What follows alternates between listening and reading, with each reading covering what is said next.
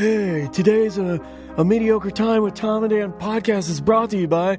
Oh man, I'm so confused. I'm a confused guy. What does it have nothing to do with realty? I don't know. Yeah, like I want to buy a house, but I'm so confused as a what's going on with the rate, the Fed. Is it a good time? Is it a bad time? Should I have a plan? Should I not have a plan? Should I go with just one realtor, or should I get a team of people that can really, get my back and cross the T's and dot the I's and all of that? What do I do? You should get the Central Florida Dream Team of Realty.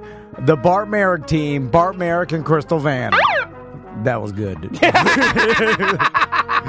What I wanted to say at the end of that, and this is only for Bart, I really just wanted to say at the very end of that, after the blast, I just wanted to go, fuck you. But that's not good. But I know Bart likes it because I like Bart. Bart and I, we have a cold Bud Light. We cheers our Bud Lights. We're messing around. See, I'm centering myself. Yeah, Bart Merrick and Crystal Van. I was just talking to Bart the other day, and they've been with us for so long. It's been a dozen years. Talk about the gold star of advertisers. Well, I didn't want to say this. Did you know what happened yesterday? What? Did you know that one Crystal Van dropped off the paperwork for the Bart Merrick team to be our very first platinum level client? Okay, so they're platinum level client. They may be the client that's been with us the longest currently right now. Also, in order to become a platinum level client, you have to sit at the dinner table in a cruise. And you have to say, I don't know why it works, but it works. And then we shake your hand. And he's like, he doesn't know why it works. Tom doesn't know why it works. And then boom, platinum is born. Here's why you should use them. You're getting two super experienced realtors that have worked in all different types of markets and currently work full-time. And all they do. They are helping clients buy and sell houses, and they have been Crystal now has been with Bart for 8 or 9 years. I can't remember. She's inching into 10, and he's been doing it for, beginning of time. And if you want to talk to them, right now's the time, because I know interest rates are changing. I saw on Facebook that they're dropping. If you want to sell your house, you want to do that in the springtime, and, do it now. And just talk to them now. Come up with a plan. They'll help you out. It's the Bart Merrick team, BartTheRealtor.com. Live from the Injured on the Go Just Call Mo studio. It's a blast! It's Orlando's own Tom and Dan. Hello. This is your Mediocre Time with Tom and Dan program. We hope that you will find our presentation precise, joke heavy, and just right. Thanks.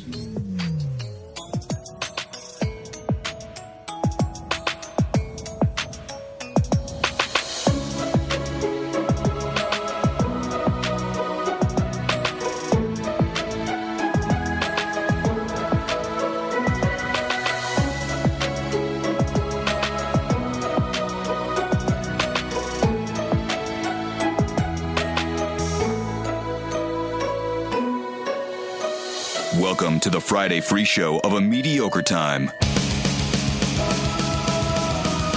Hey, everybody. It is another A Mediocre Time with Tom and Dan. I'm Dan. I'm Tom. We do have a special guest. We will get to him. We have two special guests. We actually have somebody visiting who you cannot see on camera, but we're not going to put him on blast. But we do have a very special guest that we will be talking to momentarily. But welcome to the show. So a couple things real quick. A BDM Appreciation Week is coming up. Next week, we will be putting up the T-shirts, the $5 T-shirts for all BDMs to buy. And we're putting up an early pre-sale. That way we have enough time to produce all the shirts. That way we send them to all BDMs during Appreciation Week. Then April 11th is our Appreciation Week BDM only party. Yep. All details will be sent out about that soon. So BDMs will know, especially on put it up on the BDM Facebook page the other day.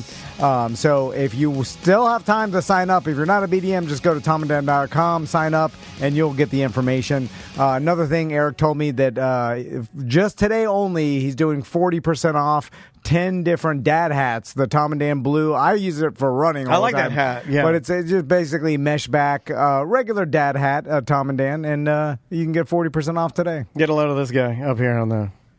Oh God! Yeah, look at that guy. Okay, well, sorry. I'm not. Get a load of that guy. How long it'll take? The construction guys are staring at me from inside. You goof off. You fuck off as much as your construction guys do.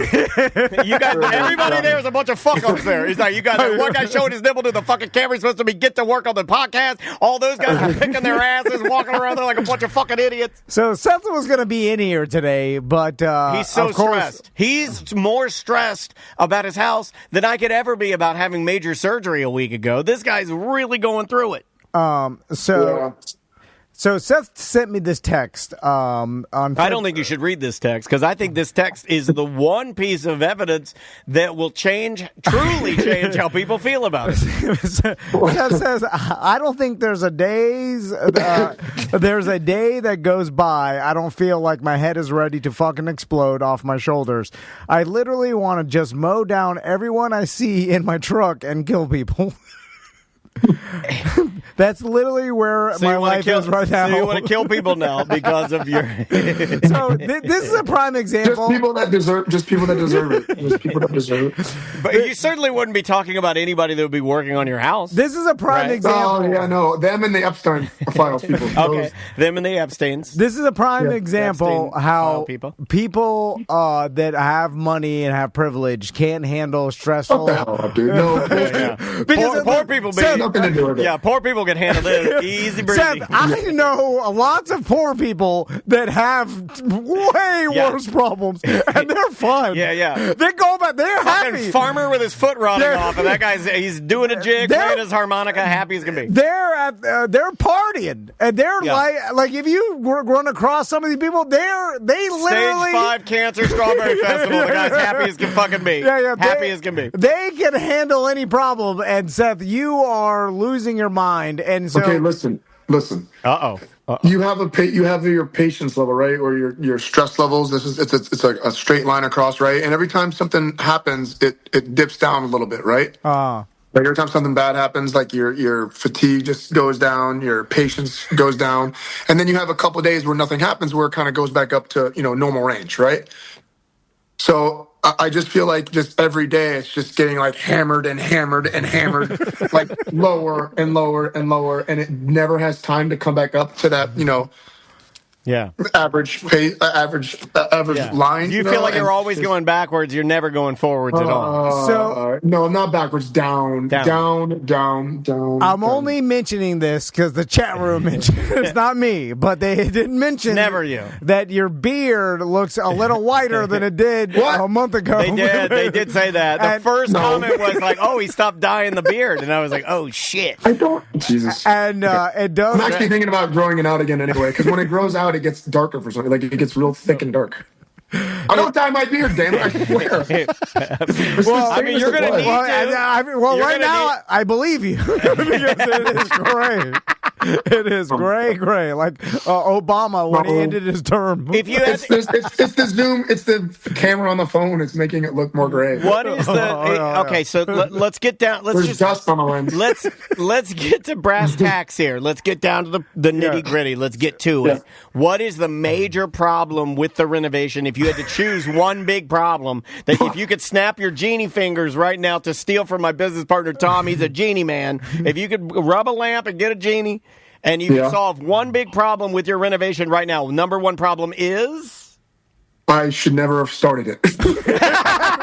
That's not what I expected at all. This is your dream house, motherfucker. I'm not going to let you do this. I will say, I'm not going to let you go full negative on this. This is your dream. You obsessed over this for months. You had a good house, a good family. Beautiful.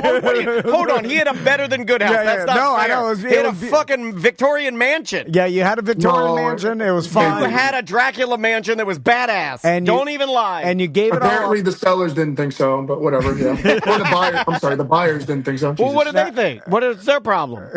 Well, everything. Didn't I get into that with you too? The nitpicking and the tens of thousands of dollars I had to pay to fix stuff up for them that I already did. Like, so Seth, as you're zooming from inside your house right now, and it still doesn't look like a house. The lights on. That's great, right? It looks like you're in a storage shed. Jesus, what are you, BTK? How many women do you have in the shed? Look, I got my appliance in. There's my fridge. Hey, all right. That's a nice nice fridge. No, it's Wi-Fi connected, all sorts of fun stuff. How many? And then check this out. There's my double ovens. Oh, I love a double oven. Well, everything looks. I mean, you got kitchen cabinets, you got ovens. I got kitchen up, and then I just got stuff on top of my giant range, but just the height. This was a bad idea. This caught fire 2 days ago. That's a nice ass oven. What is that? Is that gas? Yeah, it's propane. Oh, hey. How much did that cost? It wasn't cheap. It wasn't cheap. Okay, well, I didn't ask you it wasn't cheap. I asked you how much it costs. I don't know. It was like $5-6K or something. What brand are we talking? 6,000. It's that nice one. Wolf. That's what a car costs. You got one of them Wolves? It's all the GE cafes. I mean, they're not crazy expensive, but I got like the brushed bronze handles and stuff like that to like make them look nicer. Oh yeah, brushed bronze hand. You get the brushed bronze when you want. Hey, I'm at Hodor's house using his double ovens. Check out the nice, beautiful chandelier that I got. Oh my God! Oh, is this Mar-a-Lago? Wow! Yeah, man. You're at check out the wallpaper. Check out the wallpaper. Can you see that? Oh, is that Black Mamba wallpaper? What is that? Is that glow in the dark snakes? You have some straight. Okay, by the way, this is a perfect time to plug our YouTube channel because you're going to want to see the glow in the dark snake. Why do you have glow in the dark? YouTube.com/. They're not glow in the dark. It's green and gold. It's the colors that I have. Your house once again looks like the green and gold snake wallpaper. Your house looks like the podcast set from Big Dick Energy Podcast. Wait, BPE podcast or whatever it is. You look like one of those MAGA alt-right podcast sets. It's like glow in the dark mini golf. And then we got the other chandelier. This is the living room. Chandeliers? What is chandelier? See, Seth. With the Alaskan stone brick fireplace. Next, you're going to have a gold statue hanging from the ceiling and a bunch of photos of 13-year-old girls with suggestive bikinis on. But this is why no one feels bad, Seth. You have a beautiful house filled with fancy Mar-a-Lago. It's got fancy crap inside. Yeah. And you see the tongue and groove wood ceiling up there. I like the tongue and groove. Tongue and groove is nice. You got wood in your ceiling? That's super fancy. Yeah. What the fuck? He's got chandeliers, for Christ's sake. Who does chandeliers, dude? Well, you got Queen of Versailles and Seth do chandeliers. And then I started putting stuff from the storage room. This is like going to be Vera's playroom, but it's got like all the natural wood beams that I sanded and stained. Oh, yeah. I like that room. Yeah. That was the haunted room with the weird incinerator in the corner, right? Yeah, that's the nightmare room. Yeah. So, Seth,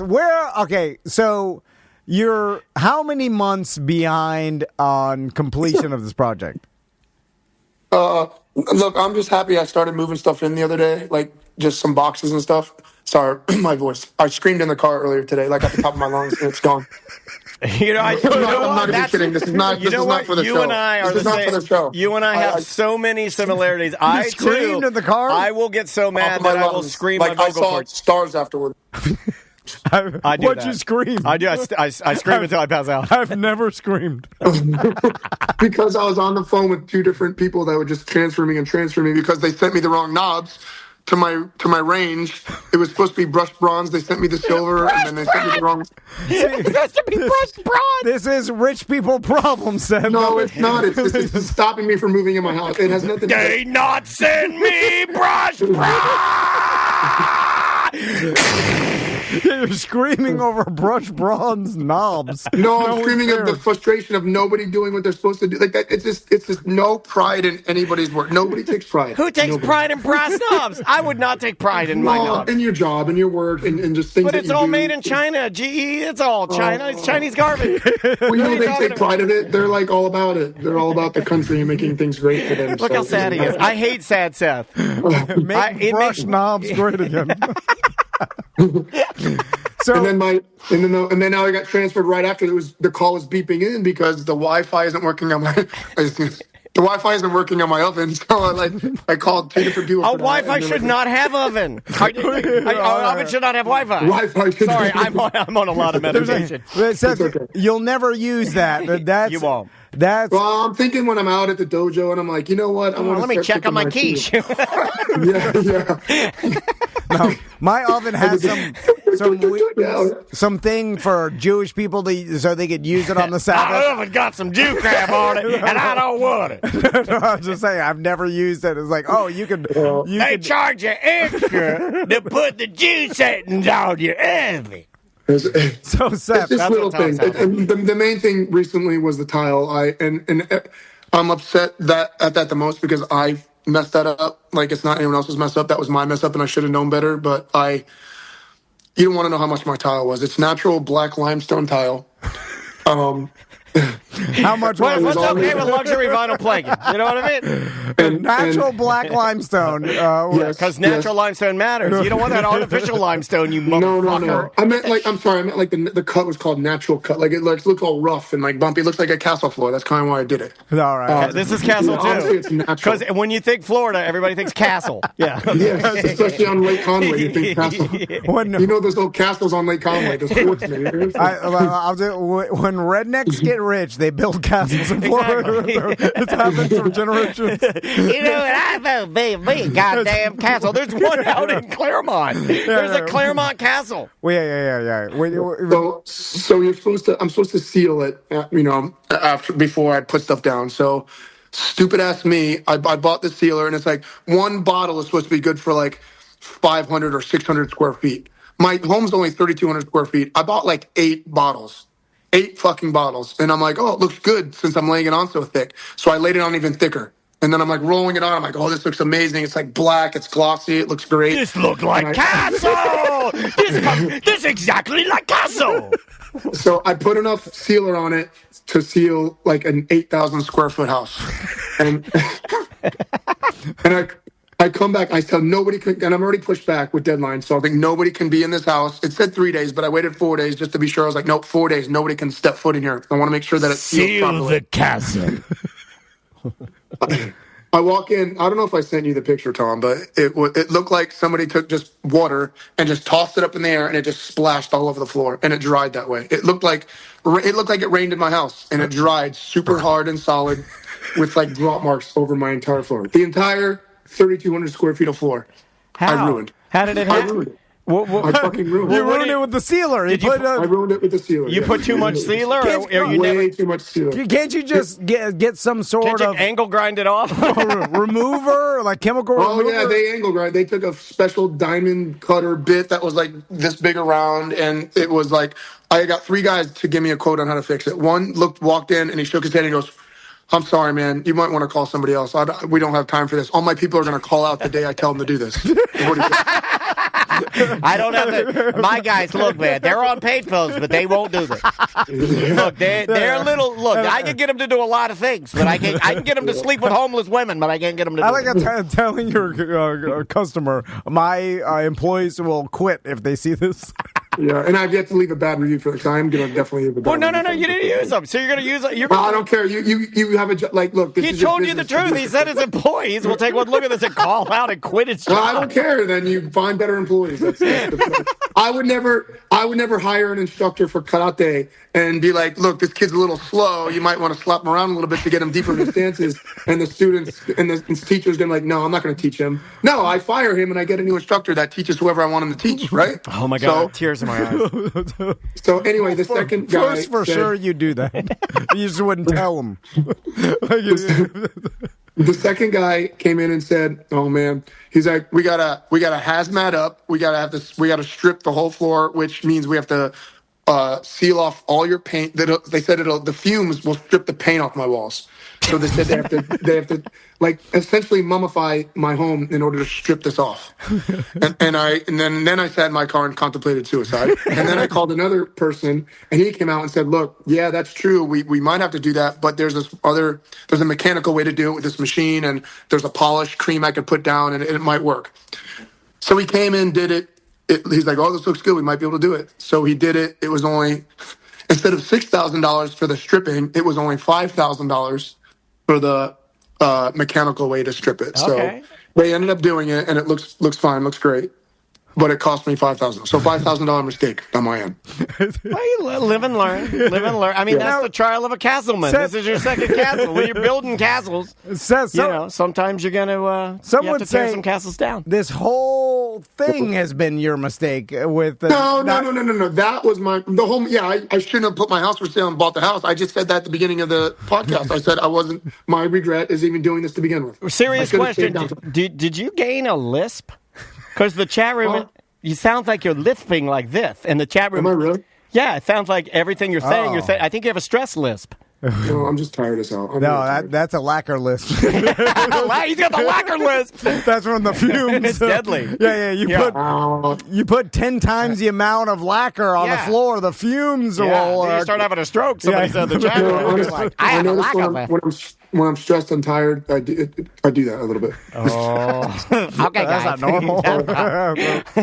So, what is the final deadline? When are you moving your family in? When is the party? I've been waiting for this party. Is your family safe, or are they around the? No, every time Tracy asks me that, I get pissed at her. Oh, that's good. For She's like, so when are we doing? I'm like, don't ask me, please don't ask me. Are you still gonna have a family after this? Oh my God. Is your marriage? Right now. We do a relationship podcast, so now I feel like a relationship professional, and this is a bad... No, technically we are. Technically we are. We are making money being relationship specialists. And I can fix or ruin any marriage with a touch of my finger. Well, I definitely put stress on our marriage with this, for sure. Well, tell us how. How are you putting stress on your marriage? Well, we're just cramped in a rental, like living out of boxes and with a toddler. Are you still making her run the entire dojo alone? No, I'm running the entire dojo. I'm making her plagiarize at her place. Okay. She quit that, right?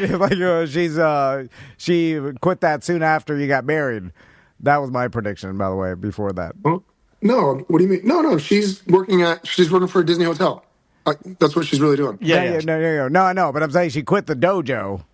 Oh, yeah, the dojo. Yeah, right. I'm sorry. Yeah. No, she didn't quit it. She still helps out once in a while, but not very often. Whenever I want a slave worker to death. So you lost Javier, and you never filled his shoes, right? You lost your right-hand man, and you never filled your... Yeah, my two right hands filled his shoes, so that's what happened. I stepped in and did more stuff. Gotcha. Yeah, but Jackal's out of there, right? No, Jackal's there. He's helping out a lot. He does a lot for me. So speaking of that, Jackal posted a picture of a bunch of stuff you put out in the curb of your house. Yeah. By the way, your neighborhood, based on that photo, it looks very Castleberry, I just want to say. All right. Well, that's my front yard. Tom's got you beat. I'm sorry. Tom's front yard, nicer than yours. Way nicer. True. That's right now, yes. Right now. Sure. I'm just saying, take the victory, right? Take the victory. So I saw that you're giving away Vera's car that we got her. Is she grown out of it? There's two reasons. One, she doesn't fit in it. She literally sits up on the top of the seat part. She's long. She's really long. And two, when I opened up the pod, I had my boat soap in there. Some positioned, I guess, funky. That boat soap dumped over everything on one side of the pod, everything. So it was all over the remote of the car. It was all on the bottom of the car. I tried to work the remote. It wasn't really working. You guys never gave me the charger for one, so maybe it was that's true. That is true. We still owe him a charger. We owe you a charger. You know what? Ask her. I gave it to one of your handymen. Ask them. I'm joking. So it had boat soap on it. That remote didn't work. I was trying to, and it wasn't working. And I was like, you know what? Fuck these guys. No, I'm joking. I just said I'm sure someone else might be able to fix this, but I don't have the time to try to mess with this and fix it. I'd have thrown it out too. So and it was long, and she was too big for it anyway. Yeah. But I'd throw it out. Just throw it out. How's your boat dock? How's that going? He literally just walked off the boat dock and finished my electric, so it can go up and down. I can put my boat in and lift my boat. Oh, I thought you meant he walked off the boat dock killed himself. He literally walked off dead. So your boat dock's done. But my boat is still in the driveway because my trailer has a flat tire. So I gotta fix that. And then I need somebody to help me get the boat in because Tracy's sick. Vera's at daycare right now, but on the weekend she's not. So I need somebody to watch Vera as I put the boat in and take it here. So because think of all this time you're wasting with your daughter. You could be with her right now, and you got her in daycare. Oh my God, heartbreaking! It's heartbreaking. So when are you moving in this house? Oh, and this question again. Okay, so I got stuff in the office area, as you saw. The bed gets delivered today. That's why I'm not there. I'm waiting for my stupid bed to come. Is it a castle bed? Is everything? Is it? No, it's a brand new sleep number. Oh, I love a sleep. I have a sleep number. I do like a sleep number. I have to because I like my bed really firm, and she likes it soft as hell. So we have to have that. There you go. Yeah. So I'm waiting for that. It should be here before 2:00, but they won't give me an exact time, or I would have been there. So I'm sitting here waiting for that, and I'm trying to clean up as that happens. I got a guy for you. Conway J will help you put your boat in. He says. He'll help you. Oh, he's in the chat? Yeah.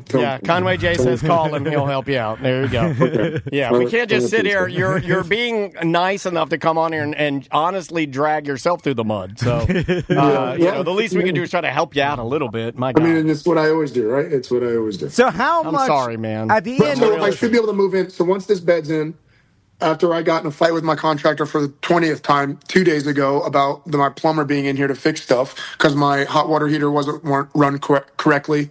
It was one wire instead of two wires. So once the toilets are in, the toilets get here tomorrow, and then once I have hot water hooked up and one shower head, I can technically be in here. So I think within a week or two, I can actually maybe be in here. For at least, have at least a room and one bathroom done. At least you have something to look forward to, right? Yeah. Good. So maybe. How much money, Seth, at the end of this, are you over budget on this whole plan from when you started this a year ago till now? Do I count the loss of my Ridgewood house in that? Yeah, because it was on the market for an obnoxiously long time. Yeah. Count all the losses. I gotta look at my spreadsheet. Oh, I mean, it's in six figures for sure. It's yikes. It's over. It's just in out of pocket cash in this house, not counting Ridgewood and crap. Because I spent at least 40-50 grand extra doing stuff to that house they wanted. About 100 over here, approximate 80 to 100 over here. Yeah, chat room saying with incidentals and things that he's probably not factoring, probably about 150. That's about right. Man, I'm sorry, Seth. That sucks. And that's my savings. So I was trying to. He checked on me in my hip, and I was trying to cheer him up. Hey, you're going to have something that no one else has at the end of the rainbow. There is a goal. You will get there, but what you're trying to do is very difficult, very hard. But what's the cost? I don't know. I'm not.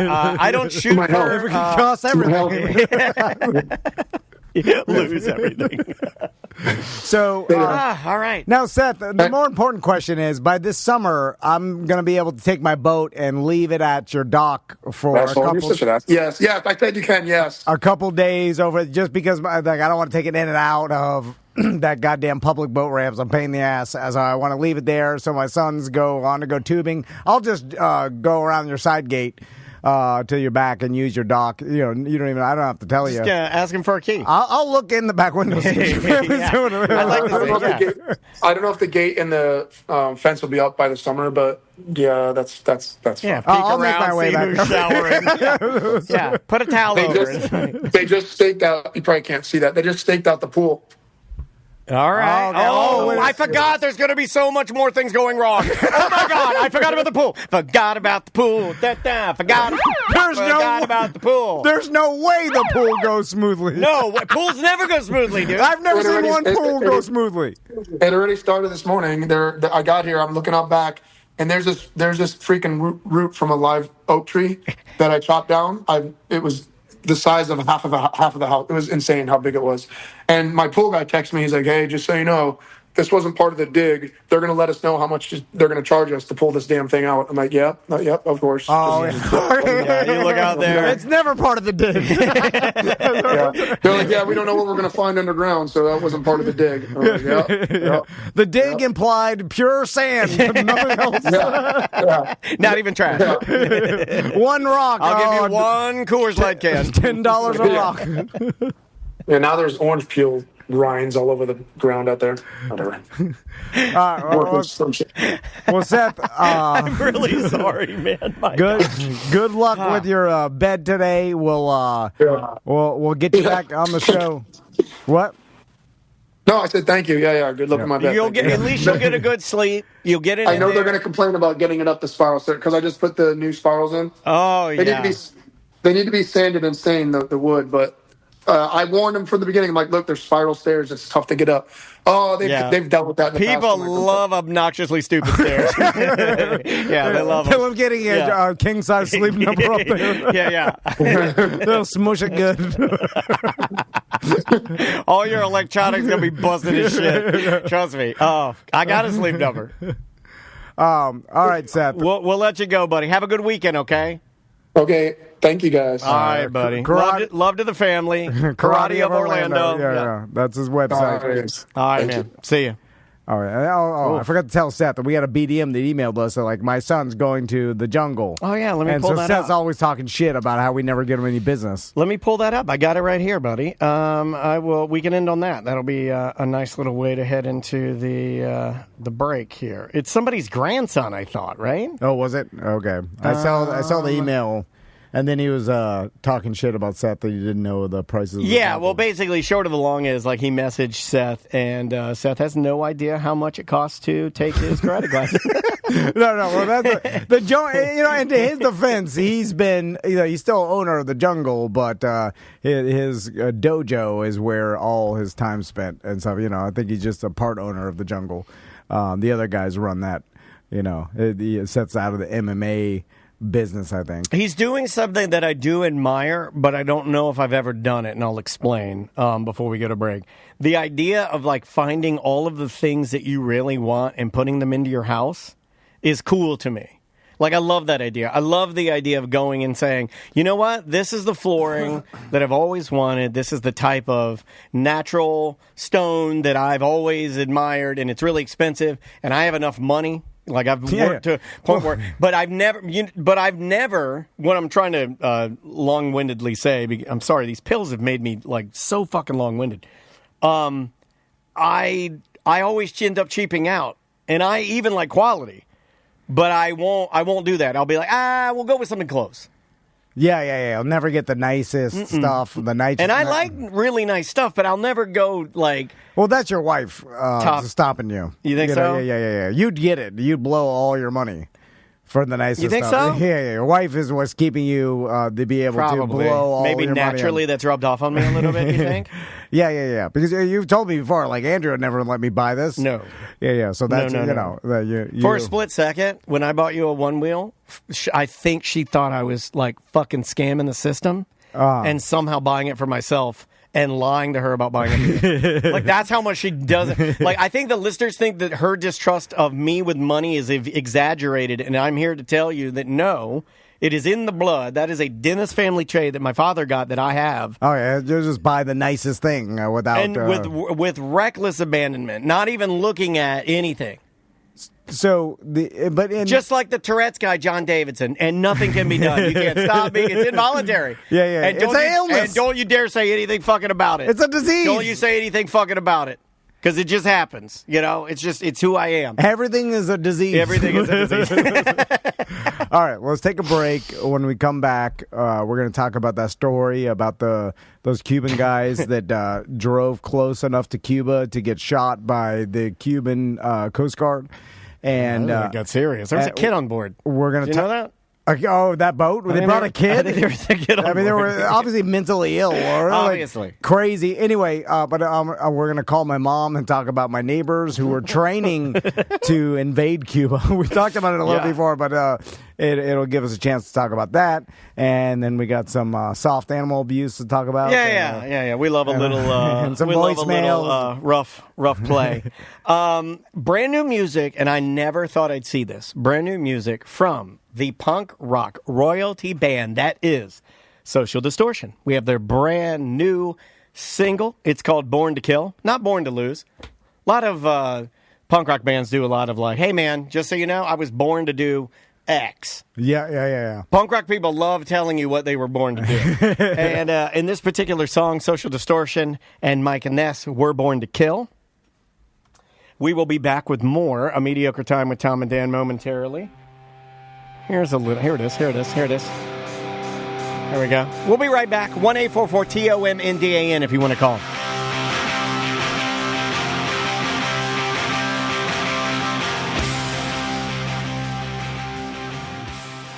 You might be moving into a new place. You might be in a place you've been for a very long time, and you just need something new. One of the easiest things you can do, and I did this to my townhome, replace the floorings, top to bottom. Go through the whole house and replace your flooring, and boy, do we have the people you need to talk to. Namely, the guy you need to talk to. You got to talk to Corey. Yeah, it's Corey at Core Flooring Center right there in Winter Park. Core, that's C-O-R-E, flooringfl.com is their website. 20-plus years experience, great ratings online. You can look for it yourself. They offer U.S.-made waterproof laminate, vinyl planks, wood floors, and carpets. Dustless flooring removal if you want to take out your current flooring. It's less evasive. It doesn't destroy and put dust all throughout your home. Yeah, 0% financing for 24 months, so, you could chip away at it. And right now, limited time, 15% off flooring and labor starting at just $1 a square foot. Yeah, man. So right now is the time to talk to them if you want to get that deal. Tell them Tom and Dan sent you. If you use Core Flooring, you can come in and watch a show. Oh, I'd love for you to. Come on in. Yeah. Just send us an email. Let us know. We'll get the drinks that you want for the day and set you up, and you can be in here hanging out on a big Friday free show. It's coreflooringfl.com. Go talk to Corey.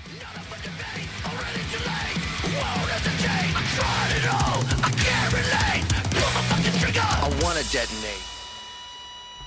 That's Casualties. Brand new music from them, too. They got a new album coming out. I think that's their first album in like 10 years or something like that. Welcome back to A Mediocre Time with Tom and Dan. I am Dan. I'm Tom. So there's a story about some guys that left Key West to go to Cuba. And when I first saw this story, I got to tell you, this is how conspiracy theories start, too.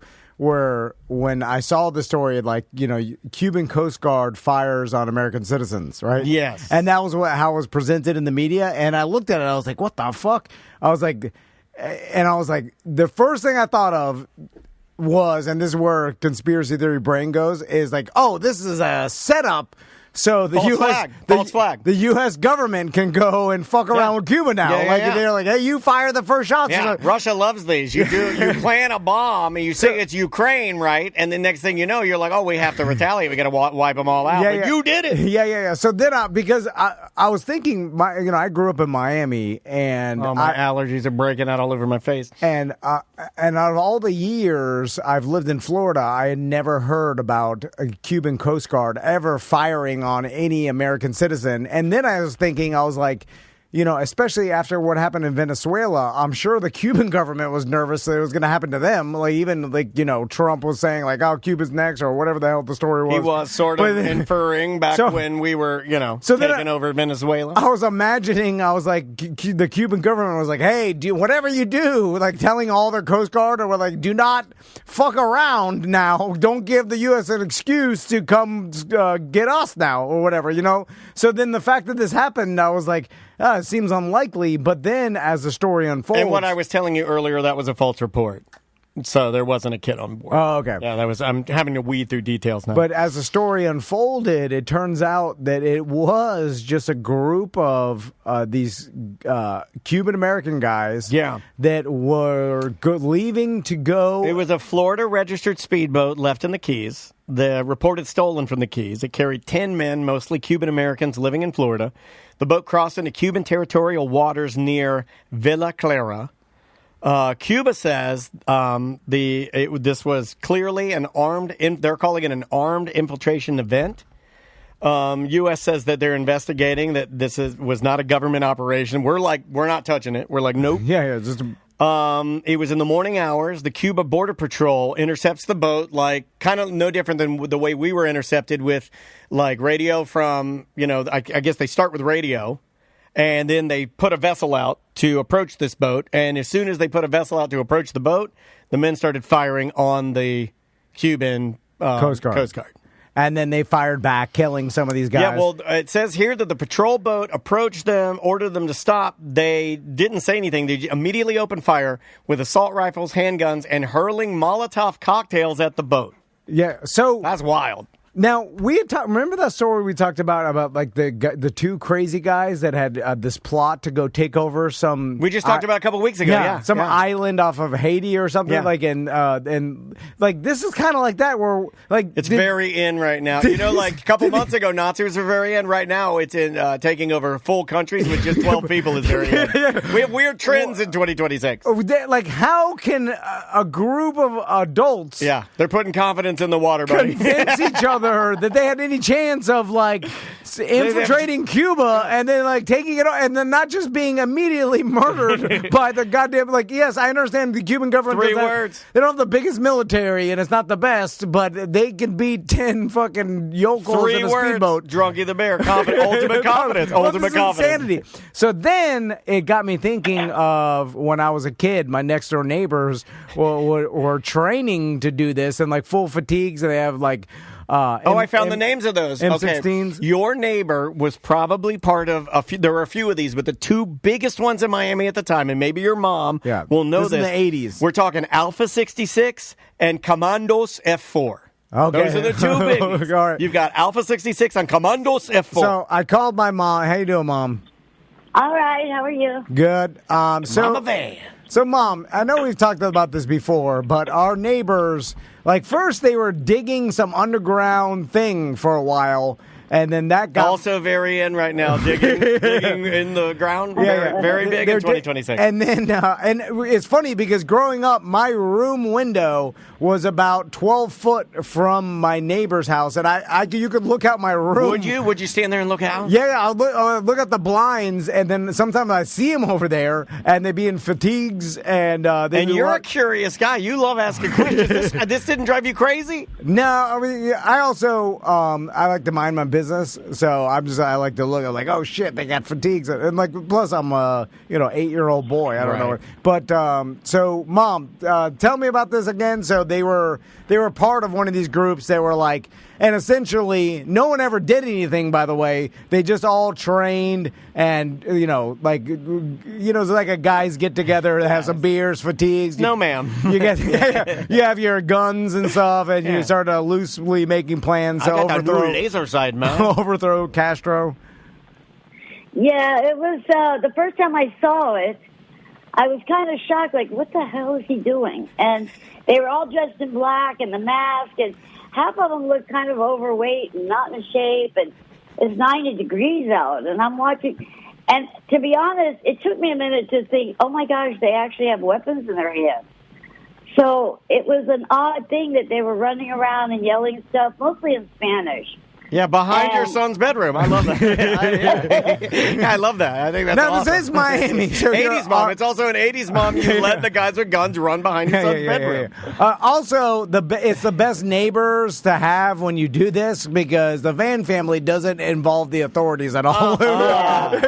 We hate the cops. We do not call the cops or inform anybody about anything. I was taught that. So, like, you and like Dad wasn't about to like notify the police about this. He just was like pissed off that they were shake his head screwing around with guns 12 foot from his son's bedroom. Yeah, I mean, I've always been one, like, you do you, and we'll stay down here. I'm just, I don't want to get mixed up in something, or I'm not one to call. I mean, eventually I got some of the other neighbors to call. That's what good moms do. That's what my mom used to do. Yeah, you got a scapegoat. Get somebody else to do it. So I didn't want my name involved in any of it, because I looked at it like he was crazy, because a couple of times that people did start questioning it, he kept saying how he was a cop. And so we're all like, so you're running around doing your training in your front yard? And that's where I think later on got him into some heat, but... Yeah, it was a very strange.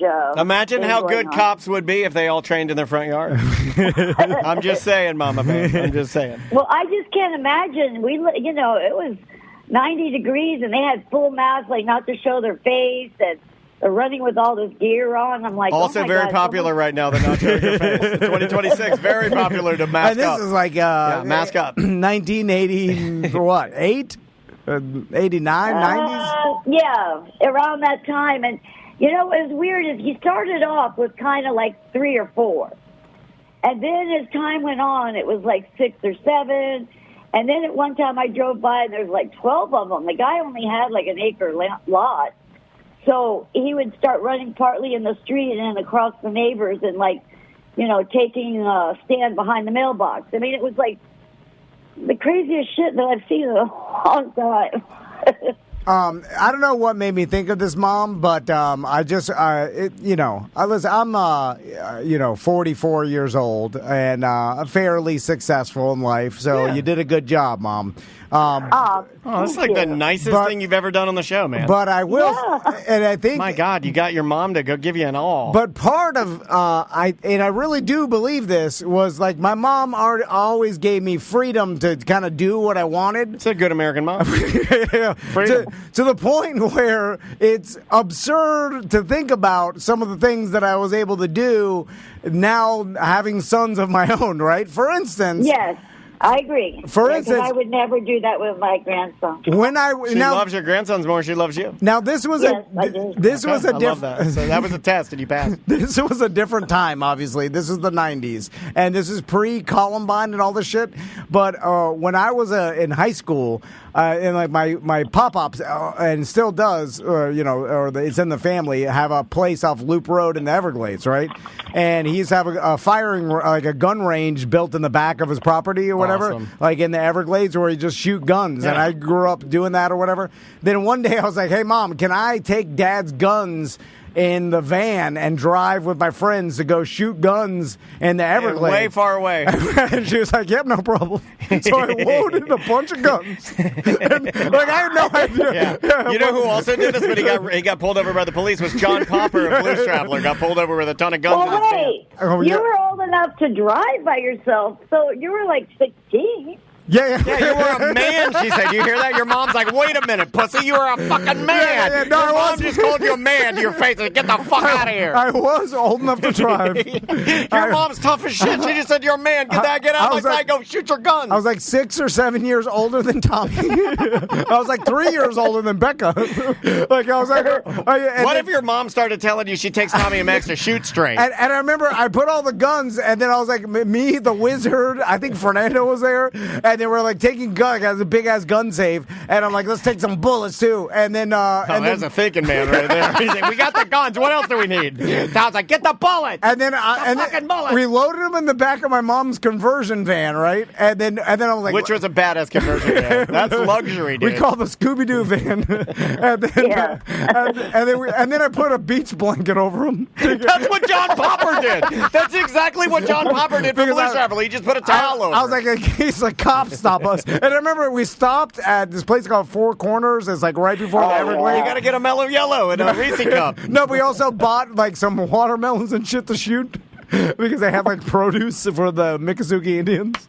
And we bought a bunch. You bought the Indians' produce and wasted it. Well, we brought a bunch of melons and shit. We were like, we need to shoot watermelons. And then we went out there and shoot. I remember the first time I shot, I was like, it blew my eardrums because I was like, and shit. You know what? I want you to know, Daniel, that was the one thing. I don't know what I was thinking. I didn't think of them shooting each other. I think I went through, like, make sure you're shooting at the gun range, DC, and make sure everybody's, emptied before you walk away and stuff like that. But my biggest thing was make sure you put your hearing gear or your headset on because you're going to ruin your hearing. Yeah, that's like handing them sunscreen as they're loading the guns. You're like, here's your sunscreen. Put your sunscreen on. And they're loading all the guns and putting just buckets of bullets in the van. Yeah, don't forget to hydrate. He comes back and he goes, I can't hear out of my right ear. It's still ringing. Yeah, and then, by the way, like, I've never heard this. I'm handing the wizard. The wizard never grew up around guns. Like, he never even held a gun, and he's shooting it wacky. So, I'm like, watch out where you point. Which way does it go? I know. I'm like, watch out where you point this. And he was like 2 years younger than us. So he was like 13 years old. The chat room, Melissa, I got to give her credit. She would like to change the name of our new show when we retire to Guns and Melons.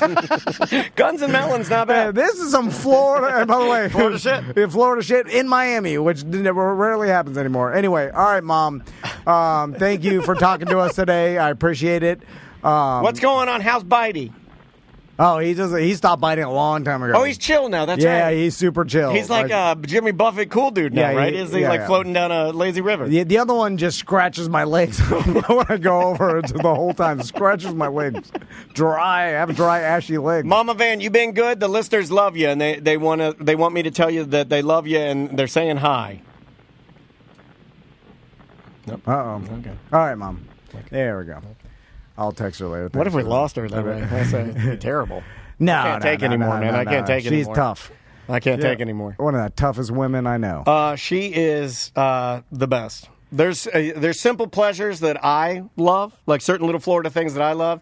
If you give me a cold Coors Light, some of Mr. Tom's spicy snack and sausage, and your mother telling me stories in the pool, in your pool, that's a great afternoon. That's a good Sunday. You know what's weird is that Cuban militant neighbor, his son, I played with, like football in my front yard. And, that's why you're not racist. And then, well, you know, I was the minority in Miami. No. Like it was me and all Spanish people. But he told me one time in my front yard when we were playing football, he's like, I saw my dad eat it one time, man. he's like, your dad's a redneck, and I never heard that. And I was like, what? And he's like, your dad's a redneck. Your dad's a fucking cracker, man. And it was like his dad, like he told him, like, oh yeah, our next door neighbor his dad's a redneck.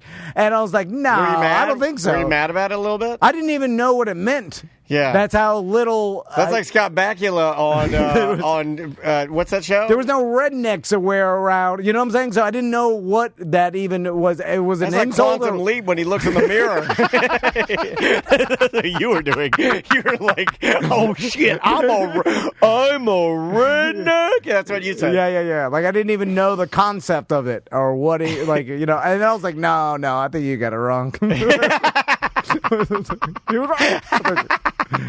Anyway. Oh my God, dude, that's the way you grew up sounds so fucking fun.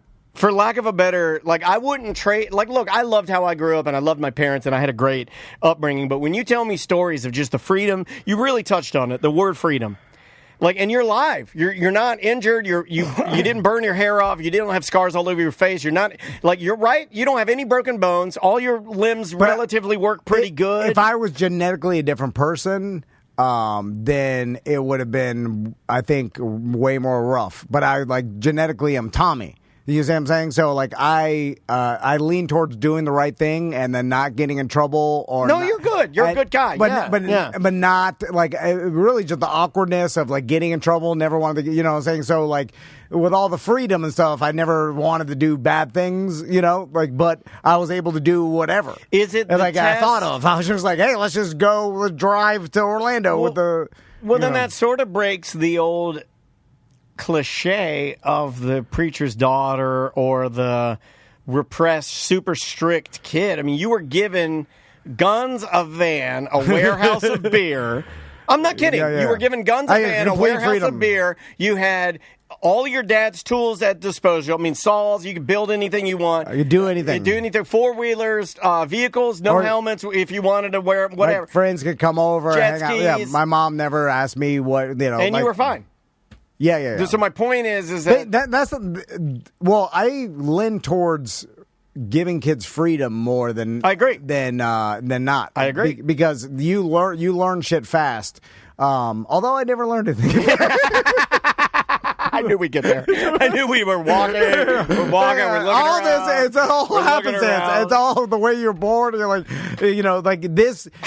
All that freedom didn't teach me how to be an adult faster at all. In fact, I when I shot out into the world, when I left the house, like I didn't know nothing. It made you a little less fearless, though, no? Yeah. Would you have taken any of the chance? I don't know if you would have met me. Would you have taken your shot and walked up to me and said, like, hey, this is something that I want to do? Like, you've made no bones about the fact on this show that you are not a public speaker and it terrifies you. But something in you, like, made you go beyond that to say, hey, I want to do this. Yeah, and you did it. No, yeah. I think so. Maybe I don't know. It's so much of like It is interesting though because you were given everything to destroy your life and you didn't.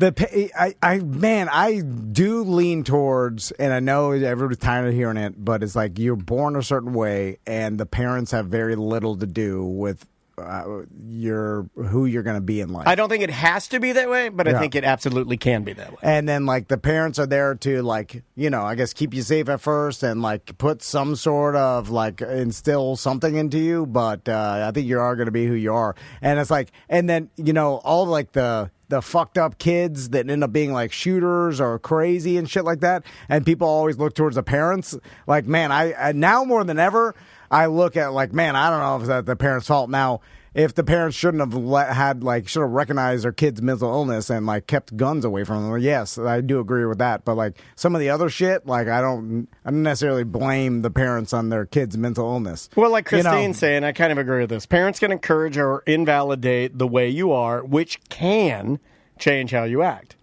But I don't think it has to. Yeah. I don't think it's guaranteed. There's nothing guaranteed, right? I mean, certainly not. Yeah. So I don't know. You want to talk about a weird one that's lighter, though? Here's a weird one, and then we can take a quick break. And this is thrown into the guise of a big thank you. We got a big package yesterday from, I've got the hat on. Here, I'll put it on the camera so you can see it. From Benton's Bacon and Country Ham. Okay, all right. From a listener. I like that. Benton's Ham. Yeah. And I probably should bring some of this back for you because I inadvertently, it was to me, but I took all of it. But this is from BDM Jared K. He says, thanks for almost 30 years of riding shotgun. You guys have supplied endless entertainment for me. Hope you and the kid enjoy, Jared. And then P.S. had no idea what to get Tom. Well, give me some ham. What do you think? I don't like ham? You've listened for 30 years? You're like, I'll get Daniel ham. He got me. I don't know what Tom likes. Give me a ham. I like whatever Daniel likes. Anything Daniel likes, I like. He gave me, hold on, I got to get these pictures out. He gave me, and my kid lost her fucking mind, dude. Maisie went crazy. It's Benton's Country Ham. I'll put the picture of, here's Maisie. I saw the box. Holding all of it. Look at all that ham. It's all giant slices of country ham in there. Look how happy she is. She's literally like losing her goddamn mind. She squealed. Some little girls get happy when their moms get them Disney, a princess, a dress, a new video game, money, a puppy. No. We got Maisie country ham, and she squealed like a little girl. Now, here's going back to Tom's It's in the Blood. Country ham, if you've never had it, can be gamey. It's salt-cured meat. It's so tough as a meat that it needs no refrigeration. In fact, it says right here. Yeah, I was about to ask you. There's no refrigeration to this. This is what fucking pioneers eat. Okay, because the salted part of it keeps it preserved. Correct. While we are able to ship our products unrefrigerated anywhere in the United States for best quality, all of our products should be refrigerated upon arrival or frozen for long-term storage. It's traditionally salt-packed and salt-cured ham. Okay. And I, as a young boy, like the rind on it, the fat gets, when you fry it in a pan, it gets kind of gamey. It puts off a gamey smell. If you take a piece of country ham out of a skillet, which Maisie fries herself, and you smell it under your nose, it smells like shit. Me and Maisie say that. We're like, ew, it smells like shit. And she's like, give me that ham. And she eats the shit up. And she eats it up. She loves it. She's like, and she goes, it's weird that it tastes, she goes, Daddy, it's weird it smells like poo-poo, but I love it. And I, too, as a young boy, was obsessed with Virginia style, Southern style. This is from Tennessee. But country ham, I loved it. And the gaminess, I didn't care. There's something about the gaminess I like. There's a smell to it that smells like dead animal. And my daughter will fry that ham herself put it with her eggs, and eat that shit. Like, eat all of it. And that's in the blood. That is not, nobody taught her to do that. It's not trendy to do that. That was the only thing I gave my daughter is bad DNA. And somewhere floating inside of her is an intense love for country ham. The only time I would get country ham, and I've said this on videos before, but it's true, because it's high dollar, it's expensive. 2 slices of country ham is $17 fucking dollars, dude. Well, what makes it country ham? Because they salt pack it in the country and you hang it in a barn. Oh, okay, all right. To cure it. Because the curing process. Yeah, the curing process. Very old world. And what's so weird about this is the only time that the Dennises got country ham is when somebody in our family died. The grandmas would take the expensive country ham down, they'd slice it, they'd fry it. You do like 30 seconds aside in a pan, maybe with a little water, maybe with a little butter. You don't cook it long, but it stinks. And then you piece it off. They make it in they're called like biscuit pieces, kind of separates itself. And then you lay it on a biscuit. And the only way you'd get these biscuits are after a funeral. They'd have the fellowship hall of a church or some sort of center. They'd open it up, and it'd be the Gary family, the Adkins family, the Atkins family. Because remember, my mom was an Atkins. My dad was an Adkins. Okay, yeah. Fucking weird. But anyway, that's so incest. You got the Garys, the Atkins. Probably so. That's what country ham eaters. Yeah, that's some Virginia incest. That is some Virginia incest. So you got Atkins, Gary, Patrick Henry, and then the Dennises. And you'd go to the fellowship hall afterwards, and everybody'd be talking. And then over on the side of the table, you'd walk down and you'd get a little plate, and you'd get like some punch or something. And then at the very end would be the crown jewel, the number one thing that everybody wanted. Country ham biscuit. Fucking country ham biscuit. There's a reason country ham biscuit is on Bojangles' menu when you get into the South. And for whatever reason, one of the only funeral food. It's Southern funeral food, and one of the only things I've ever given my daughter with my DNA was an intense, hot burning love for gamey ass, salty country ass ham. I've never seen somebody so excited. So I wrote this listener, Jared, thank you so much. I wrote you a letter and sent you the pictures. Amazing with her ham. We appreciate it, and I'll bring you some ham on Monday. All right. I'll bring you some. Have this guy send us some more for me. That then will solve the problem. You keep your ham. I don't take any ham away from Maisie. Oh, man, this is God. 20 months. That ham's been aged 20 months. And the one that, and then Andrea got in on the action because Andrea we're a pork family. The women in my life like pigs. My bodily style is modeled after that. But they have prosciutto sliced. Super thin sliced country ham. Yeah. Woo! Oh, we're gonna be salty. I'm gonna get none of my rings off this weekend. None of my rings off this weekend. God, I wish I liked things as much as Maisie or anybody. You're not like us. You're not a foodie where you get it. Like, she will squeal and do a dance while she's frying her ham, dude. She's like, I didn't realize how bad it is to live like me until my son lives like me, and it's so frustrating to be. But one of them. But Max gets hot about stuff. Oh, like Max he'll put on the costume. He's singing at the top of his lungs. He's giving it to God. He likes things. Yeah. Tommy is indifferent to everything. He's like, whatever you want. And then even this Sunday's me and Crystal's anniversary. Right, and we were trying to figure it out. Buddy. I think it's 18 years, and then Crystal's like, "Where do you want to eat?" Because the boys the Browns are coming up, staying with us, nice. And they're going to the parks. And then me and Crystal got Saturday. We're gonna go out somewhere to eat. So I was like, "Where do you want to eat?" And then she's like, there's a couple places. She's like, well, where do you? And then I'm like, I promise you, after 18, it's been 25 years. I'm like, I don't know. Like, I couldn't tell you what I like. And I swear to God, I just cannot tell you what I like. And that's a weird thing. And then my son's like this, and I'm like, God, this is a horrible way to live. Just not actually knowing what you want. Oh, I have a list of 1,000 places I want to go. In fact, I know so many places that I like, that I want to go to, that I'll selfish it. Andrew will be like, I'd like to go to. I'll be like, never mind. We're going where I want to go. You know what I mean? I wish I had that. I wish I had some want. Swings too far. And then I'm like, who cares? But then when my son got what I got, and I'm like, fuck. because I'm like, I want him to want things.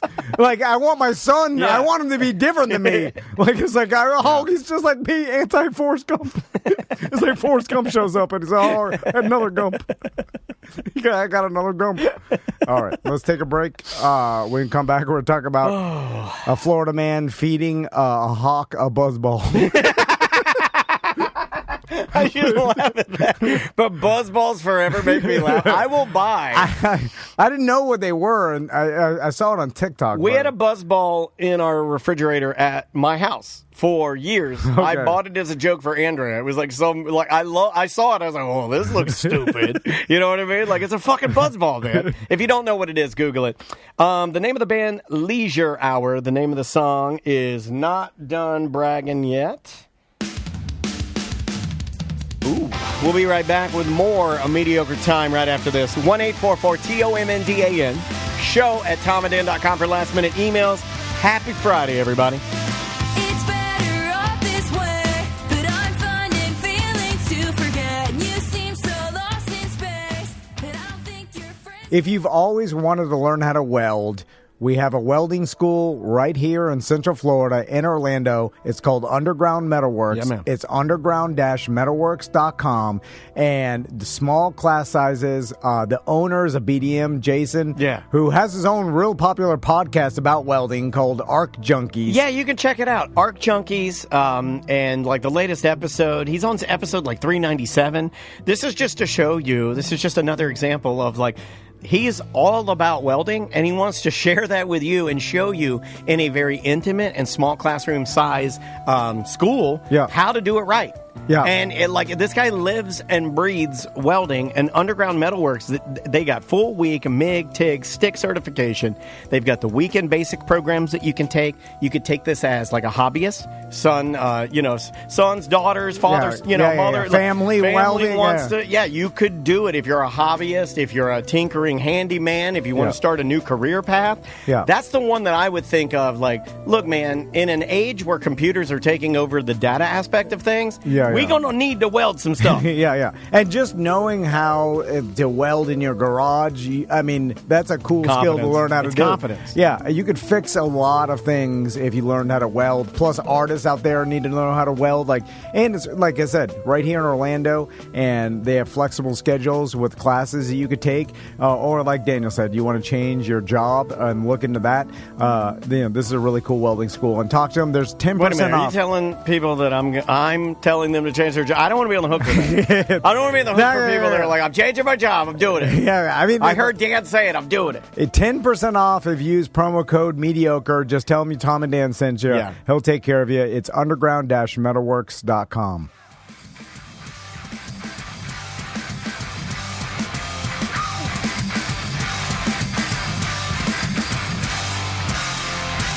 That is the band Sweat. The name of the song, A New Love Language. Lots of rock and roll today. Lots of great rock and roll coming out today. I really like that new Social Distortion single. Welcome back to A Mediocre Time with Tom and Dan. I am Dan. I'm Tom. So a story came out where it was an animal cruelty story. And I think throughout the years we've talked about. I think we're the number one source for. We've always covered. Since day one, we've always been the number one. When animal cruelty news breaks, but we're your station. It's borderline cruelty because it's not the traditional, like you're whipping some dog or some cat or chaining it to a tree and not feeding it for weeks and things like. Correct. Like blatant cruelty. It's a goofier side of cruelty. It's the parasailing. It's the softer. Tom and Dan here to present the softer side of animal cruelty. It's the parasailing donkey, the bear riding the bicycle in Russia. The little monkey that plays the the Jack in the organ Box grinder. It's all like you know what that is? That is generational. Yeah. You would say Jack in the Box. I would say organ grinder. Yeah, okay. And I'm old man, and you're young cool dude. I don't know. Jack in the Box is cool. So the story is of this guy that, and he was doing this on social media. That's how they got him, right? Yes. Yeah. This Los Angeles man. I'll put this up here so everybody can see it. It's a Los Angeles man who fed a a buzzball, which I don't know yet. Who raise your hand here if you've had a buzzball? Anyone? I've never had one, and I didn't even know about them until the past 3 weeks, and I thought this is why it came up in my algorithm. This was what you and the boys would have been drinking when your mom turned you over to the backyard and you said, hey, it's the weekend, you young Tom Van and friends. You would give $50 to that you took collection to the wizard and say, hey, go buy us as many buzzballs as you can get. We got girls coming over. We're going to get them drunk and finger them. I see. That's what you would say. This guy that mixes drinks on TikTok, his name's Johnny Sips. Some thugster that mixes drinks, and he's always putting buzzballs. And I'm like, what the hell is that? Yeah, so here's a picture of what this is where they got him. I'll just put this one up. Spoiler alert here. Yeah, and then it says Hawk loves him some buzzball. And it's him feeding a buzzball to a hawk. All right, and so. Now, there's other things to notice here, and they've got this one blurred out. I wish they didn't have it blurred out, and I don't know why they have it blurred out. But if you look at the bottom left-hand corner of the hawk, instead of having the leather, like a leather strap or something that you would have to tether an animal, like a falconer would have, or something like that, they've twisted and tied a makeshift little, like a white Walmart bag or a takeout bag from a food truck. like a little food truck bag that they tied around their wrist as like a lead to hold the hawk near him so he can feed him the buzzball. So, and this is not a video, it's just a picture. It's just a picture of him, yeah. And what the guy end up getting? Okay, let me go back here to, I think he got, was it 45 days he originally got? I think he ended up getting 20 days. He was ordered to complete 20 days of community labor, attend a 24-session animal cruelty program. They'd make you go 24 sessions for animal cruelty? That's more than DUI, right? That's more than anything, right? What can they teach you for 24 classes? I get the gist. 24 I shouldn't have fed it a buzzball. I won't do it anymore. Number one, donkeys. We're talking donkeys today. How many of you guys have fucked with donkeys? So you can't jack them off. You can't put a parasail on them. So this got me thinking about feeding animals alcohol, right? Now, Daniel did some more research, and it turns out birds in particular. This is real bad. He shouldn't have been doing this, man. This is real bad. Birds can't process any alcohol, and it's straight poison. It can make them pass right out and die. Seriously. Yeah. So like a straight poison to birds. This is right up there with chocolate for dogs. He did look like he wasn't holding his neck. He opened his mouth. He did. He opened his mouth. I feel like he was drinking the sweet buzzball. I hate to say it, but if you have a buzzball and it gets near the bird's mouth and it does that thing that birds do, because I used to have a friend that had a cockatoo, and when you would take your finger and put it near its beak, it was mean. So it would do that move that all birds do, where it opens its mouth, it sticks its little gray tongue out and goes. Yeah. It's got a black tongue. You can't hear what I'm doing. The devil. Just imagine me here. I'm gonna do it again. Melissa, you could use this, but it does this. It goes. Yeah. It sticks its little tongue out, and I think it's a way for the bird to tell you, yo, I'm gonna bite you. I'm gonna fucking bite you. But it was drinking the buzzball. But it wasn't doing that. It actually opened its mouth as if to give me the nectar, please. A sip, please, sir, of your fine buzzball. So it got me thinking. By the way, buzzball, worst thing you can feed a bird. There are 1,000 other alcohols you could have given this bird, but you gave him buzzball? That's bullshit.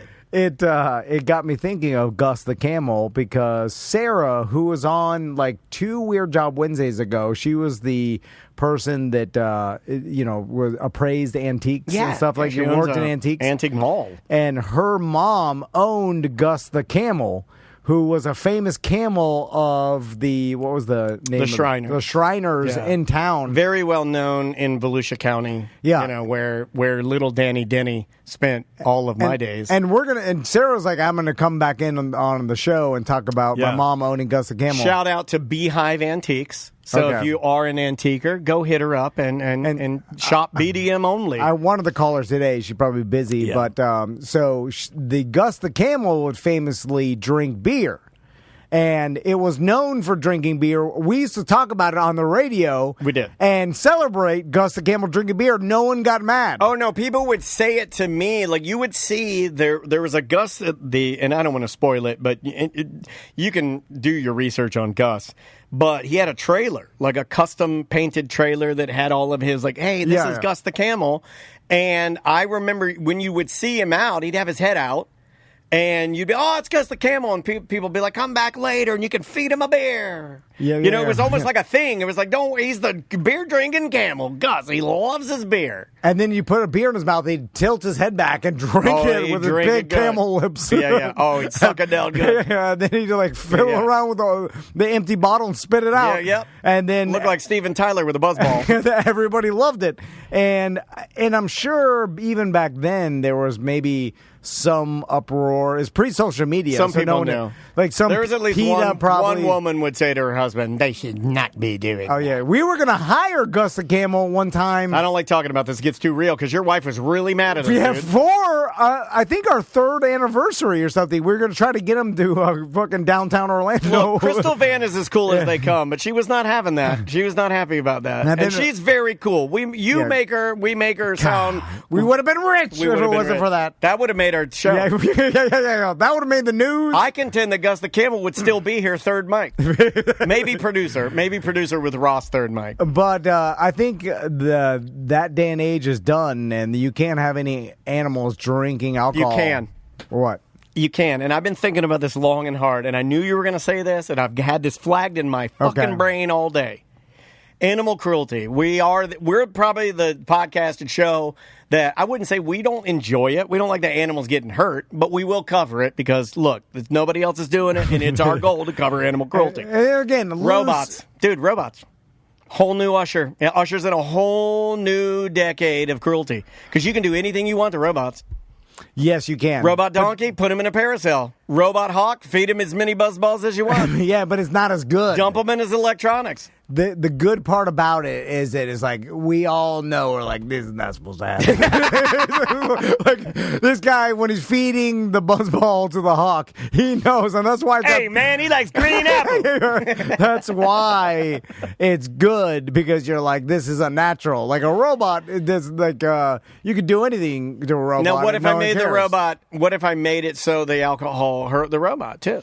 Doesn't matter. You could hurt robots. They're not alive. You don't think it would release the same chemicals? Like you're going through the same motion that you're doing. Would your brain be able to tell the difference between a real bird and an artificial bird that's filling the void? You'd have to have it scream in pain and fall over dead.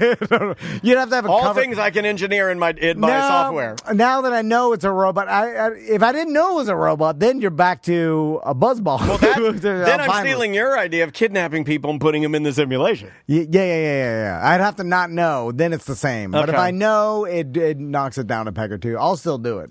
What animal can have alcohol and not be hurt by it? I think what animal seeks out alcohol? Are there any other mammals? Raccoons seek it out? They'll eat fermented.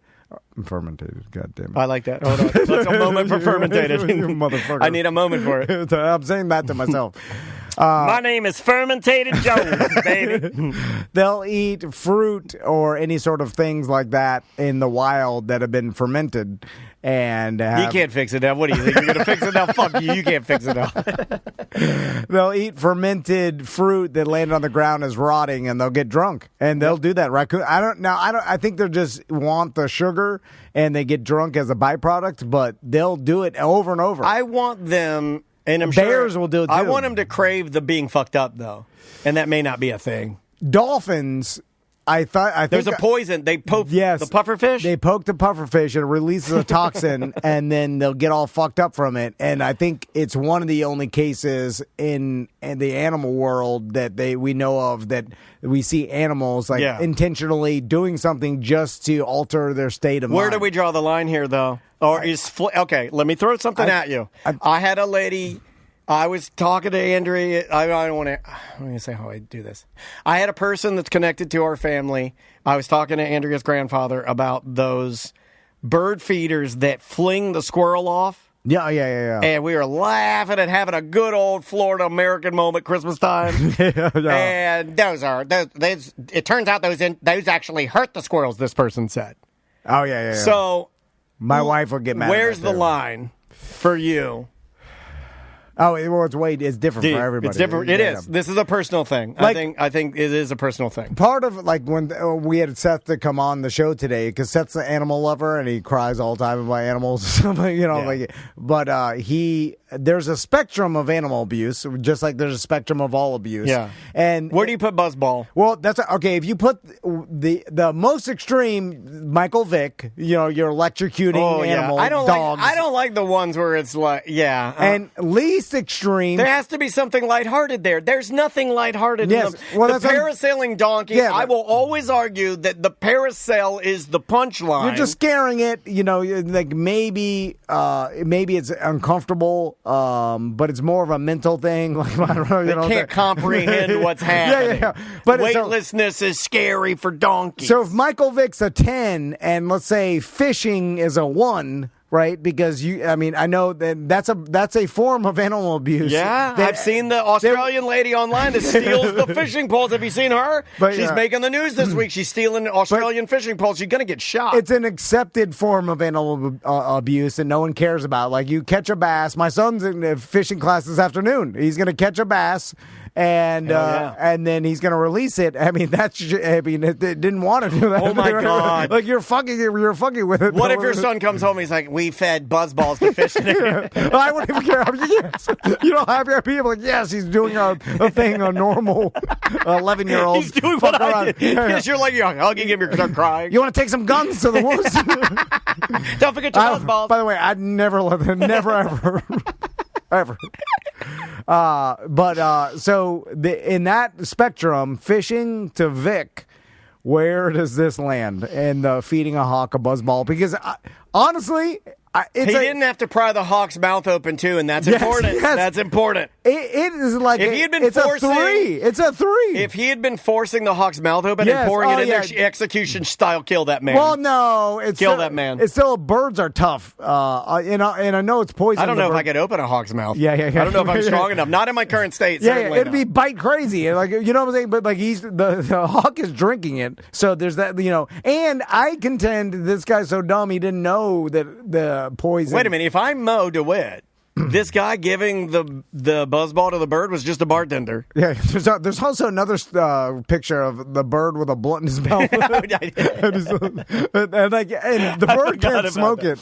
He just has it in his mouth like he chomped down on his beak. Yeah, like he's like, hey, he's chomping. Put the blunt in his mouth. Hey, and then, take a picture of it. And then it was holding it steady, and they were taking pictures. Hashtag Snoop Dogg. Yeah. So, but I do think like the weed smoke is way less than the alcohol because the alcohol is like poison to the bird.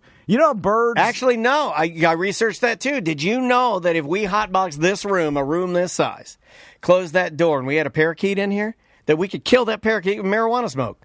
Oh, it'll poison to it? Yeah, apparently they don't like that either. Birds are nerds, dude. Birds are nerds. And it rhymes. Birds are nerds. Birds, we forget that birds are They're different way species. Different. Aliens. They're not mammals. So, like, they also breathe differently, where they don't breathe in the traditional breathe in a breath and breathe that out. It's like a 4-chamber system where they have air sacs. Air sacs. So they breathe in, and when when you breathe out, that air goes into a different sac. Then they breathe in again, and then basically it's a 4-cycle breath. Yeah, you can't do that. Whereas, like, by the 4th breath, the original breath is breathing out. And so, like, birds are weird in that, they're not what we know of as a traditional, like, okay, it's got a heart, a set of lungs. This may change things a little bit. What percentage of alcohol is a buzzball? If it's malt liquor, I'm going to go similar to a White Claw, like a 5%. 15% alcohol. Oh, 15. Okay, it was like bird up. Yeah, well, it's like an MD 2020 or something, God right? Damn. That's more poison. Yeah, that's more of like a malt wine or something, right? Like 15%. That's it says right here. It says according to the website, that's a wine. 15% alcohol. Jesus Christ. Okay, yeah. No wonder that bird needed a blunt. It's fucked up. Yeah. Like, you think one buzzball would kill? He didn't drink the whole thing. It just okay. They have another thing too, and I shouldn't have this much knowledge, but at one point in time, I love buying my beer from 7-Elevens. It's my number one favorite place to buy beer. ABC's, Total Wines, nope. I like buying it from 7-Eleven. They have a big buzzball now. It's like the size of a pumpkin. Like a mini pumpkin buzzball. Like a mini pumpkin buzzball. Huge. It's huge. Like a big, giant mega ball. Who's buying it? Like moms. A lot of trashy jean short wearing Florida women. Ugly Florida jean short hags. Jean short, ugly, beachy jean short hags will buy these, suck them down, and then they'll suck dicks. These are made to get the cum out of your mouth after sucking dick in Daytona Beach. Ask Chitwood. Ask Chitwood about it. Ask Sheriff. Somebody email Sheriff Chitwood and say, what would a Daytona Beach hooker drink after sucking a dick? And he will write back to you. Tom and Dick guarantee he will write back. He will abbreviate. He'll write back BB for Buzzball. I've never seen them in the convenience stores. You live in Castleberry. You're Buzzball capital of the world. You're 7-Eleven. You got. Okay. I walk around. I look around. You know what? You know where they are. You're not looking for them. You're looking through them. They're in the glass on the little trays. You have to open the door and get them off the tray that's stuck to the glass. They're stuck to the glass. You're looking through them, motherfucker. You don't even see them. I've never bought stuff from the glass. No, that's a step. That's 15 steps further than you. Yeah. You never buy stuff from the glass. Yeah. Okay, so they're like suction cups to the glass. There's a little clear tray that they suction cup to the glass, and you go back to where the beer is, and right where White Claw is, there'll be like different color balls, and they're in like a little tray. Okay, all right. On the glass. A tray of balls. You're looking right through them. You'll never see them. Okay. You and Tommy never see them in your life. Let's play some voicemail. Right, I know we have buddy. a voicemail. Speaking of animal cruelty, and this is not really cruelty, but it has to do with an animal. The historian sent us a voicemail. Yeah, this kind of ties in. Let me get this one. I'm glad he's still around. I thought the historian gave up for a minute. Yeah, we'll talk about that. Here he is. Hey, Tom and Dan. It's my birthday this week, and I wanted to request a story, if that's okay. On some of your older shows, you guys reference a prank where someone put, I believe it's a dead pelican in someone's car, or maybe like where you put the spare tire in someone's car and let it sit there. I don't know if that's just a joke Dan is saying on some of the older episodes or if that actually happened, but I'd love to hear the full story if that did actually occur. Love the show, guys, lately. I hope you're doing well. Dan, good luck with your surgery. Thanks. It's the saddest thanks, right? Doesn't he sound sad? Well, the historian was always kind of lean towards a melancholy type demeanor. Well, I want to address him for a second because I like him. Yeah, I think he was dealing with some stuff with his mom and dad. Oh, yeah. And he had called in about that. Hey, man, I'll reverse it. Thank you for checking on me. I want to check on you. I hope you're okay. I know you were going through some stuff with your family. I hope that that's all right now. You sound very sad, but we're, like Tom said, we're glad you're calling us. And so I will give you as much of the story as I can remember, and probably it's a completely different story now that it's been like 6 years since I've told it. But it was a very good friend of mine, a surfing buddy of mine. We would skip school to go surfing. My buddy Brent O'Quinn, he had a Jeep. He had the coolest car, one of the coolest cars of any of my friends. He didn't just have a Jeep. It wasn't like a new Jeep. It was like his dad had given him like an old CJ7 or something badass. Okay. And he'd redone it, and it was wide open, and we would leave our boards on there, and then we'd park in the senior lot. And then when you were in a skip, when you're changing classes at like third period, we'd walk out to the car, jump in, and boom, we'd hit it, and we'd go. Okay. And then just head off to New Smyrna Beach. So me and some of the other guys that were going to go surfing with him that day, we were going to go surfing, I think, but then maybe we decided not to, or something happened. We had found a pelican on the side of the road at the beach, and we stuck it under his seat. I believe we crammed it under his seat.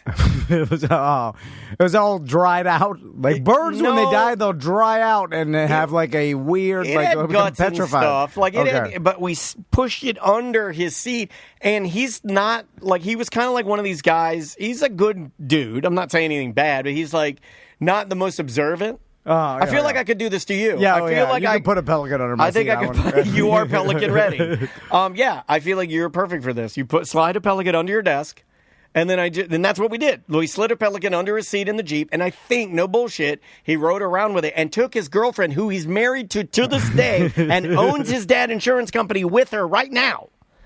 He drove her around like on day nights and shit and to prom with this pelican. And then when he found out about it, and he's like a kind of an athletic, like bigger dude, he wanted to straight beat our ass. I think he's going to kill me. But yes, we put a pelican in his fucking Jeep. Putting dead animals, hiding them inside people's cars is hilarious. That's what we did. I remember the wizard put a cockroach in my wallet one time where the driver's license goes. Yeah. And we were in middle school. And he just, there was a dead smashed cockroach, and he put it where my driver's license. And then I opened my wallet up one day, and I saw it, and I immediately got nervous that someone else was going to see it, and I was going to be embarrassed. I'd be like, yeah, he's got a cockroach. So poor. So poor, there's cockroaches in his wallet. And I was that's like something that would happen on Animal Crossing. That's a funny prank. Cockroach in the wallet's not bad. Yeah, cockroach in the wallet is good. And then he's like a dead mouse in someone's glove box. That was pretty funny. We did fetal pig dissection. We did our fetal pig or whatever the dissection ones you would do at DeLand High. Yeah. Those would always end up in some hot girl's purse. Yeah. I remember we were looking at amoebas in like science class. And there was look at an amoeba water underneath a microscope, you know? So there we had a vial. Everybody got their own vial of amoeba water. And then there was the stoner kid that was asleep at his desk. And then our group took put it up his nose and kill him. No, we put it up. This is before we knew about amoebas' deaths. We didn't know about that. That's a relatively new thing. Amoebas? Well, no By one the way, heard Maisie about it. knows what an amoeba is. Isn't that crazy? Yeah, we didn't know. She's like, I can't go in there. There's amoebas. I'm like, how the fuck do you know about amoebas? We put the amoebas in a dropper, an eyedropper. You put them on a slide and you put another slide on top. Yeah. We dropped a few drops in his ear while he was sleeping. Oh, shit. My God. That man, RFK. That's RFK now. That's why Make America Healthy Again. You can get it in your ear, I think. No. It's not up your nose. That's how it gets to your brain. I think it can go any of them, right? Nose, ears, mouth, eyeballs. I don't know. B-hole. No. D-hole. It can't. You can swallow it. It can't go in your nose because that's how it gets to your brain. I'm pretty sure. D-hole, B-hole. I think it's your nose and maybe ears. You know they've talked for years about the D-hole fish? Yeah. Is there a V-hole fish for women? Can the same D-hole fish that crawls up my urethra, because I believe that a woman's urethra and a man's urethra, the tubing, the same. We just got a hose and they got a hole. Yes. So I think the same D fish can climb up a V and get the D with the V. Yes. Yeah, I think you're right. Although somebody proved me wrong. It's been all spread around that only happens to men. I think it's because men pee outside more, and maybe that's how they get. We have external parts. Although it's not swimming up the goddamn pee stream. Doesn't it get in? It's in the water. The one that I've heard, and maybe we get end on this because I like ending on the class. I love it. I'm a classic man. I love ending. By the way, this was something as a kid I thought I had to worry about a lot more when I grew up. I was like, oh my God. Did too. That's how stupid my dad was. He was like, you gotta worry about the goddamn bee fish and get up your dick hole. And it shoots spikes out like an umbrella. That's what I know. And you think that it goes up, and then it gets into an area of your D hole that it likes, and it's like, okay, this is good. Yeah. This is where I need to be, so I'm going to now unfurl my umbrella spikes, and it's going to stab into the walls of the hole, and I'll live here forever, and this is my new host body. Yes, yeah. And I'll take over the body, no different than Child's Play, Chucky and Child's Play. Right? Yeah. Then you become like a murderer. We all heard about the D-hole fish. Right. That swims and then But how spikes. come we've never heard about the V-hole fish? This was only boys worried about this. Girls didn't worry about it. But although it hurt the same. There's a lot of girls that love the Amazon and a lot of girls that work in that Yeah, they're world. the ones that, imagine they're doing laundry in there, right? I'm no offense. You know what I'm saying? They're in the river in more, classic maybe. societies, women do laundry. You're not going to shoot me. Yeah, they're in the river, in there. They're gathering. And sometimes gathering means you're banging the sheets on the rocks. Yeah. So while the V-fish are swarming around you. Ask ChatGPT. It'll tell us. Do you want me to ask it? Because I can do that. Yeah, we're just do it like this. Hold on. Hey, ChatGPT, I'm talking to Tom, and we are discussing the infamous pee hole fish that will go up your pee hole and it will send its umbrella spikes out and then stay inside your urethra. Can this happen to a woman? Can this happen like a V-hole fish? Like, can this happen in the vagina or the urethra? Or how come we never hear about that? All right. The notorious legend of the kangaroo. In reality, while it's often exaggerated, the kangaroo is a small parasitic fish in the Amazon. Historically, there were claims it could swim up the urethra. However, these stories are largely sensational. Theoretically, it could attach to anyone's urethra, male or female, though it's extremely rare. The reason you mostly hear the male version is probably just because it's become a more popular myth. In short, it's not a real risk, regardless of anatomy, so everyone can relax near the water. All right. Now, this motherfucker's Tom. This guy's as much fun as Tom. I'm telling you, I'm getting ready to only talk to this. Because when Did you see his eyes light up? It's like he's listening to. It's like I caught him watching porno. Are you falling in love? Are you in love? I've said on the show for years, I wish I could just talk to a robot. And I Do you say that to your wife? Don't say that. Please don't say that. I'd say that to my wife. Do not say that to your wife. I wish. Do not say that. Because it was just me and the robot. We're just talking and just saying everything. I come in here one day, you're jacking into ChatGPT, and it's all, and there's nothing sexy about it. It's literally just facts being thrown at each other. All right. Does that make you feel better? It does make me feel a little bit better. Well, I kind of knew that already. Yeah, I kind of assumed it as well. That is all bullshit. Should we get out of here, buddy? Yeah, I think we should. Anything to plug before we get out of here? Yeah, again, we'll put up the shirts next week. Yeah. Sometime we're still, finalizing everything, but they will be $5. There will be extra gifts from sponsors in every package we send out. We're doing that April 1st. At Hourglass Brewing. Yes, sir. We already have some volunteers that emailed me that said that they're willing to show up. We'll buy the beer. Basically, we're just doing a t-shirt packing party. But we're going to release it next week for BDMs. We're going to leave it up for a week or 10 days. Yeah. Then once we get the final numbers. And we usually do order a little bit extra to have at the BDM Appreciation event so people can buy them there too. So if you want to sign up to be a BDM or check your current membership and make sure that it still is current. Correct. Because sometimes people forget, you change credit cards or whatever, and then you think you're a BDM, but you're actually not, because only current paying BDMs will get the invite to the party. Yep. So, and then we'll be able to buy the $5 shirt. So there you go. So sign up I at Tom will and Dan. not be here Monday. I will be in Mexico seeing Kanye West live. So, he's going to be in Mexico? Yeah, I think he's going to perform there soon. All right. I'm on his mailing list for some reason, and I get everything Yeezy at all times. He's on the Grand Apology Tour. So is interesting. Where in Mexico, especially now with all the shit could be the area that's currently on fire that the cartels are holding down. Who knows? Although people do get I'm not going to Cancun. I saw some like Cancun tourism marketing. Completely different area. Yeah. It's like someone referred to it as worrying about the shit going down in Minnesota and not going to Florida because of it. It's like Mexico is a gigantic country. Pretty big, yeah. And there's some unrest in this particular city, and that doesn't mean the entire Mexico. But again, that's not how psychology works. When you hear shit's going down in Mexico, you think twice before going to any part of it. Same thing with the pee hole fish. Right? Yeah. You're like, I'm not going to the Amazon. Yeah. So you're just like, I'm not going there. So even though it's like people, and I feel bad. Like Cancun's like, nothing's happening here. It's fucking fine. This phone party sucks. All right. Anything else, buddy? No, that's it. We will see you on Monday's BDM show and on ACT next week. Oh, wait a minute. I can't publish that. It's mediocre. This is all jokes and funny to you, huh? You can take it up with legal. Have a good day.